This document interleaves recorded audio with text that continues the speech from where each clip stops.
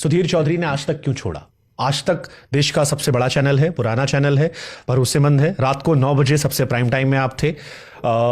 लोग पसंद कर रहे थे ब्लैक एंड व्हाइट, उसकी चर्चा देश भर में हो रही थी।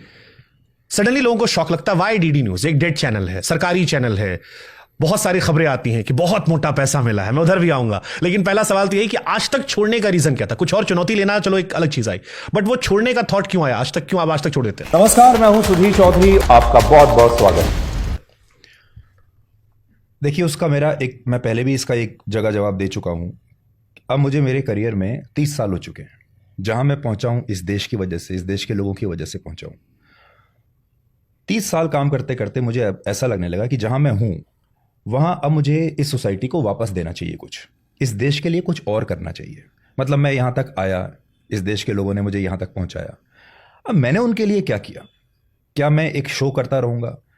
उस शो की जो सक्सेस है वो इस बात पर नापी जाएगी कि इसकी टीआरपी कितनी है, ये कितना पैसा कमाता है, इसके व्यूज़ कितने हैं। क्या बस यही है? मेरी जिम्मेदारी सिर्फ इतनी होनी चाहिए कि मैं एक सुपर हिट शो बनाऊं जिसके व्यूज़ अच्छे हों, जिसके लाइक्स अच्छे हों, जो टीआरपी में बहुत ऊपर हो। लेकिन उससे देश को क्या फायदा हो रहा है? एक कंपनी को फायदा हो सकता है, मुझे भी हो सकता है फायदा हो उसका, क्योंकि मुझे अच्छे पैसे मिलते रहेंगे। लेकिन हमारे देश को और हमारी सोसाइटी को उसका क्या फायदा हो रहा है? तो ये ब्लैक एंड व्हाइट से डिकोड में देश का फायदा कैसे होगा? देश का फायदा ऐसे होगा कि मैं उन सारे दबाव से अपने आप को मुक्त करना चाहता हूं। जो दबाव या आप कह लीजिए कि जो कंपल्शंस होती हैं, सिर्फ एक व्यूअरशिप लाने के लिए।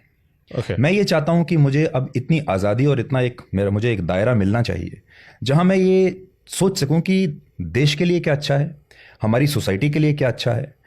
जहां मुझे ये दबाव ना हो कि आज आपको एक मसालेदार खबर से ही शुरू करना है क्योंकि इस पर रेटिंग आएगी और इस पर नंबर्स आएंगे।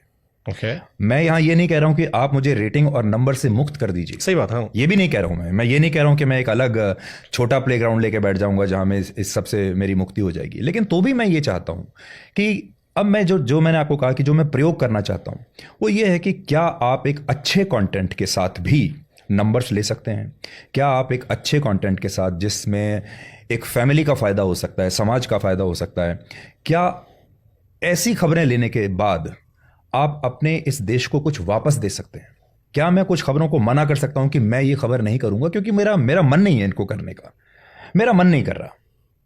तो मैं अब उस स्थिति में, उस जोन में मैं आना चाहता हूं। ये आज़ादी आपको पहले नहीं थी?